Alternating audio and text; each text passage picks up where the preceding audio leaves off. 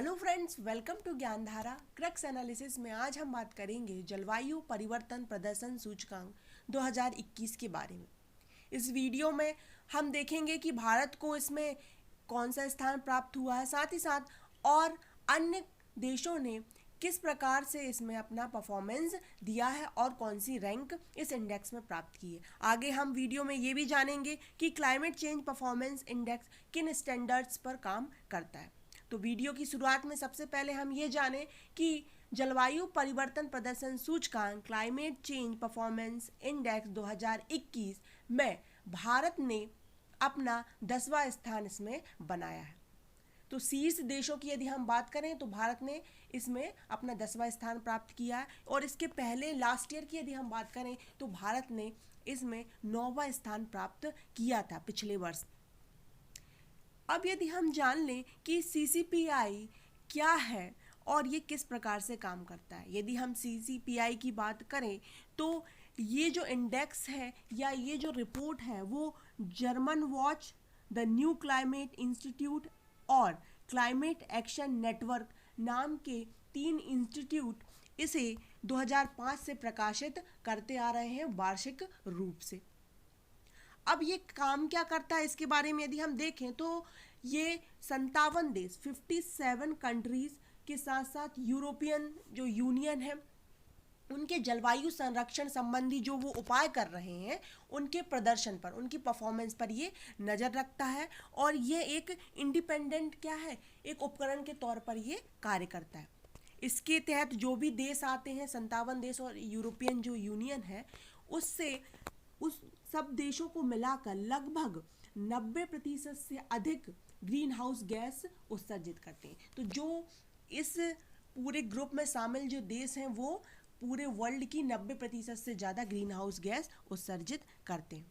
यदि हम इसके लक्ष्य की बात करें, इसका मेन मोटो क्या है, तो इसका मेन मोटो यही है कि ये अंतर्राष्ट्रीय जो जलवायु नीति है उसमें क्या बताता है कि ट्रांसपेरेंसी को बढ़ावा देने का काम करता है। साथ ही साथ जो डिफरेंट कंट्रीज़ हैं वो जलवायु संरक्षण के लिए जो जो काम कर रही है, जो जो नए प्रयास कर रही है उसके बारे में भी ये दर्शाता है, और उनके जो काम हो रहे हैं वो किस लेवल पर पहुंच गए, उनकी क्या प्रगति है, सबकी तुलना अलग अलग देशों के साथ करता है।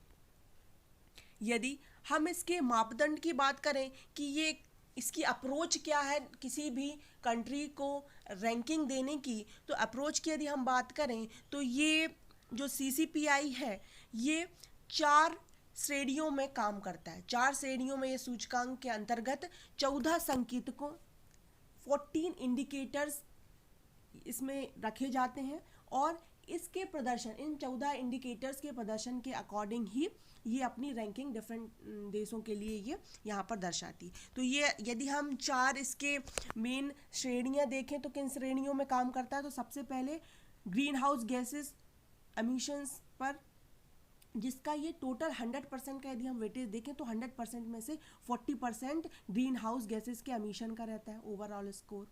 फिर हम बात करें दूसरा जो इसका मापदंड रहेगा तो ये रहेगा रिन्यूएबल एनर्जी, नवीनीकरणीय ऊर्जा के लिए ये 20% का स्कोर रखता है। देन फिर थर्ड आता है कि ये एनर्जी यूज़, किस प्रकार से ऊर्जा उपयोग देशों में हो रही है उस पर भी ये अपनी निगरानी रखता है। और चौथा इसका स्टैंडर्ड है क्लाइमेट पॉलिसी, जलवायु नीति, किस प्रकार से नीति बनाई जा रही है जलवायु को सुधारने के लिए, इसके भी इसमें कुछ वेटेज रहता है, और ये वेटेज रहता है 20%। तो सबसे ज़्यादा वेटेज यदि कोई रखी है इसमें तो ये है ग्रीन हाउस गैसेस का एमिशन देशों में किस स्तर पर हो रहा है। तो ये अप्रोच पर काम करते हैं। इन 4 मेन सूचकांक जो है, ये 4 जो श्रेणियां हैं इनके अंतर्गत 14 इंडिकेटर्स आते हैं। जो कंपोनेंट्स रहेंगे ये कितने रहेंगे, 14 कंपोनेंट्स। जैसे कि आप इसमें हम देख पा रहे हैं कि पाई चार्ट में 4 हमारे इंडिकेटर्स हैं, renewable energy, energy uses, emissions, green house gases का एमिशन और क्लाइमेट पॉलिसी। तो इनके अंतर्गत भी कौन कौन से इसमें क्या आ रहे हैं, इस पर ये काम करेगा। तो जैसे क्लाइमेट पॉलिसी में देखें तो क्लाइमेट पॉलिसी भी एक इंटरनेशनल लेवल पर क्या चल रही है, नेशनल लेवल पर क्या है, इसमें आएगा। एनर्जी के यूज़ की यदि हम यहाँ पर बात करें तो एनर्जी यूज़ के अंतर्गत कितने आ रहे हैं इसमें, 1 2 3 4 यहाँ पर इंडिकेटर्स एनर्जी यूजेस में आएंगे, जिसमें हमारे करंट लेवल क्या है आपकी एनर्जी का, यूजेस का पास्ट में क्या रहा, और करंट लेवल किस प्रकार से काम कर रहे हैं। जैसे कि जो पेरिस समझौता हुआ था उसके तहत कहा गया था कि जो जलवायु या हम बोलें कि जो ग्रीन हाउस गैसेस का जो उत्सर्जन है, ठीक है, तो वो हमें कितना 2% 2 डिग्री सेल्सियस तक जो हमें ग्लोबल वार्मिंग है उसको कम पहुंचाना, तो उसके तहत कितना काम कर रहे हैं, तो उसका ये 5% रखा रहेगा। इसी प्रकार से यदि हम देखें कि रिन्यूएबल एनर्जी के लिए क्या क्या काम है, तो इसके भी कुछ इंडिकेटर्स रहेंगे, उनको डिफरेंट डिफरेंट यहाँ पर मार्किंग और वेटेज दिया रहेगा। साथ ही साथ यहाँ पर यदि हम ग्रीन हाउस गैसेस की बात करें तो किस प्रकार से कंट्रोल की जा रही हैं, देशों में क्या काम किए जा रहे हैं, कितना एमिशन हो रहा है, पास्ट में कितना था, रिसेंट कितना हो रहा है, और ये जो यहाँ पर एम रखा गया था 2 डिग्री तक ग्लोबल वार्मिंग कम करने के लिए, एमिशन को कम करने के लिए, तो उसके रास्ते में कितना बड़ा यहाँ पर रोल प्ले कर रहा है, इसकी भी यहाँ पर बात की जाती है। तो इस प्रकार से 14 यहाँ पर टोटल इंडिकेटर्स रहेंगे सीसीपीआई के अंतर्गत, जिनके अंतर्गत सीसीपीआई अपनी रैंकिंग देशों को प्रोवाइड करवाती है। अब ये बात हुई सीसीपीआई की कि क्या है, किस प्रकार से काम करती है। और अभी की हम ताज़ा रिपोर्ट देखें 2021 में जो सीसीपीआई ने अपने इंडेक्स जारी किए हैं, तो इस इंडेक्स की यदि हम बात करें तो 57 देशों के साथ साथ ईयू के, यूरोपियन संघ के देशों को यहाँ पर रैंकिंग प्रोवाइड की गई। तो ये रैंकिंग कुछ इस प्रकार से है। तो इसके पहले यदि आप देख पा रहे हैं कि पहले जो 3 स्थान हैं वो खाली रखे गए हैं। खाली क्यों रखे गए कि इनमें कोई भी देश इस कैटेगरी में नहीं आ पाया है, जो स्टैंडर्ड सीसीपीआई द्वारा यहाँ पर रखे गए थे, तो कोई भी कंट्री इसे पूरा नहीं कर पाई है, ये स्टैंडर्ड फुलफिल नहीं कर पाई है, इसलिए पहला, दूसरा, तीसरा जो स्थान है वो यहाँ पर नहीं भरा गया। यदि हम चौथे स्थान की बात करें, चौथे स्थान पर आया है देश स्वीडन, जो एक रोल मॉडल की तरह यहाँ पर काम कर रहा है। स्वीडन जो कि पिछले 4 वर्षों से भी निरंतर इसी स्थान पर बना हुआ है, और इसका जो स्कोर है 100 में से वो है 74.42 है। ठीक है, अब यदि हम अपने भारत की बात कर लें तो भारत जो है वो इस साल भी शीर्ष 10 देशों में अपना स्थान बनाए रखे हुए, शीर्ष 10 देशों में। तो भारत का स्थान कौन सा है यहाँ पर, 10वां स्थान। इसके पहले गत वर्ष यदि हम देखें तो इसका स्थान था 9वां स्थान था। G20 नेशंस की बात करें तो G20 नेशंस के सिर्फ 2 ऐसे देश हैं जो इसमें आए हैं। तो पहला हुआ यूके, आप देख पा रहे हैं इसका नंबर है 5वां, और हमारा भारत जो कि कौन सा है, 10वें स्थान पर है। और यदि हम G20 के और देशों की बात करें तो जो 6 देश हैं, जिनमें सबसे बड़ी बात यहाँ पर देखिए, जिनमें सबसे USA, कनाडा, साउथ कोरिया, रसिया, ऑस्ट्रेलिया, सऊदी अरेबिया, ऐसे G20 के देश हैं जो जिनका नंबर क्या है, लास्ट से लगा हुआ है।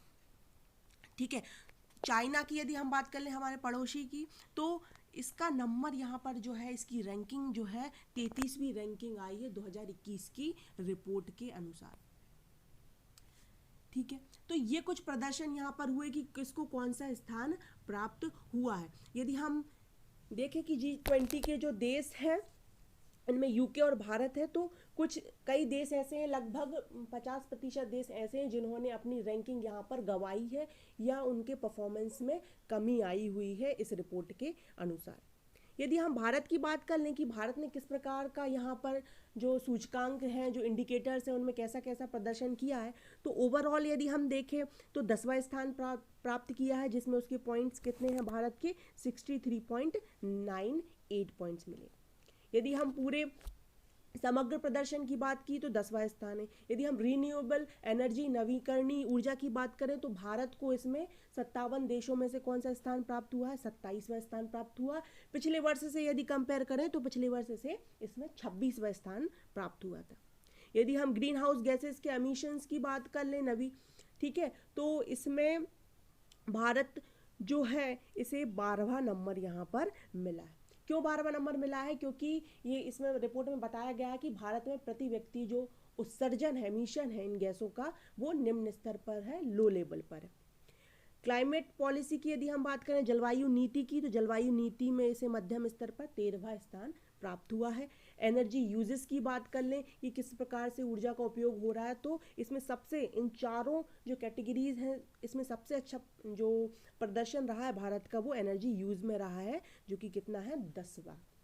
तो भारत इसके लिए कई काम कर रहा है क्लाइमेट चेंज के परफॉर्मेंस को बढ़ाने के लिए। यदि हम नवीकरणीय ऊर्जा की बात करें, तो नवीकरणीय ऊर्जा में सितंबर 2019 में एक शिखर सम्मेलन हुआ था, संयुक्त राष्ट्र जलवायु कार्रवाई के लिए एक शिखर सम्मेलन हुआ था। उसमें भारत ने कहा था कि 2022 तक, कब तक, 2022 तक ये क्या करेगा, लगभग 175 गीगावाट नवीकरणीय ऊर्जा का उसने लक्ष्य रखा था, नवीकरणीय ऊर्जा की प्राप्ति का लक्ष्य रखा था। और 2030 तक, ये ध्यान रखना है कि 2030 तक कितनी ऊर्जा का यहाँ पर इसने वादा किया था या लक्ष्य रखा था, 2030 तक भारत ने 450 गीगावाट, कितना, 450 गीगावाट, और 2022 में 175 गीगावाट का लक्ष्य रखा था इसी के तहत।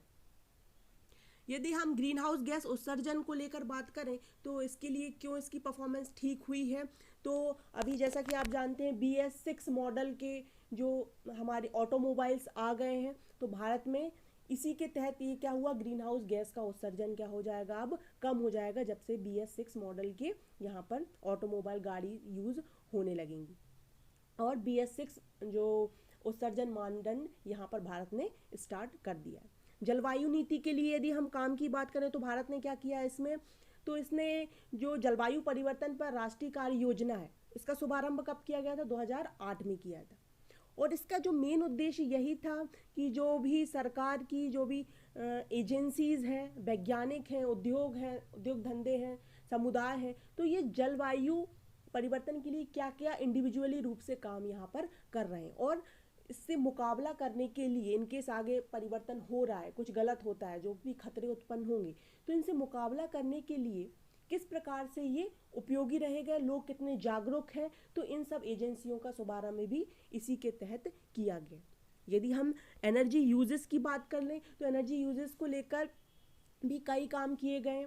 तो जो ऊर्जा के परफॉर्मेंस को लेकर, उसकी दक्षता के अलावा, जैसे कि संबंधित ऊर्जा दक्षता के लिए एक राष्ट्रीय मिशन भी स्टार्ट किया गया है। एक व्यापक रूप से एक नीति तैयार की गई है, जो कि जलवायु परिवर्तन के कारणों को जानेगा और उसके प्रभाव को पर काम करते हुए भी काम करेगा, और जो भी हमारे कस्टमर्स रहेंगे, कंज्यूमर्स रहेंगे, नगर निगम की जो मांगे आ रही हैं, उनको किस प्रकार से मैनेज करेगा, इसके लिए भी काम किया गया। और ये मैनेजमेंट बहुत ही अच्छी तरीके से हुआ पिछले साल, इसलिए एनर्जी यूज में भारत को इस मैनेजमेंट के अकॉर्डिंग 10वां स्थान प्राप्त हुआ। अब इसमें क्या होता है कि जो CCPI है, वो यहाँ पर रैंकिंग भी जारी करती है, और इसका सबसे अच्छा काम ये है कि ये दो देशों जो अच्छा परफॉर्मेंस कर रहे हैं या जो निम्न स्तर पर है, उन दो देशों के बीच में, कई देशों के बीच में कंपैरिजन करता है। और साथ ही साथ ये क्या करता है, सिर्फ रैंकिंग ही प्रोवाइड नहीं करता, ये अलग अलग देशों को उनके स्तर के अनुसार कुछ सुझाव भी देता है।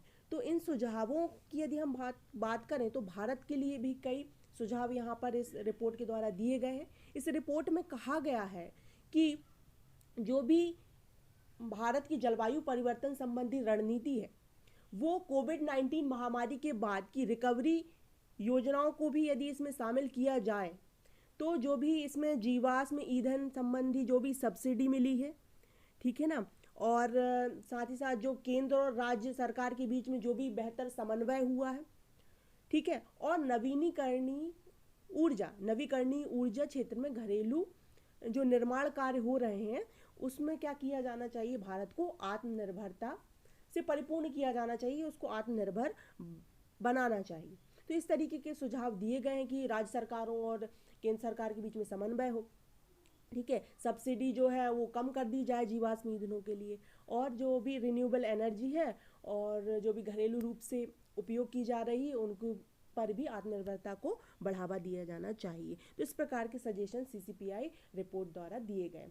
आई होप आपको ये वीडियो अच्छा लगा होगा, आप हमें फेसबुक और इंस्टाग्राम पर फॉलो कर सकते हैं। पीडीएफ के लिए आप हमारे टेलीग्राम चैनल को भी ज्वाइन कर सकते हैं। Thank you for watching. Please like the video and subscribe the channel and keep learning.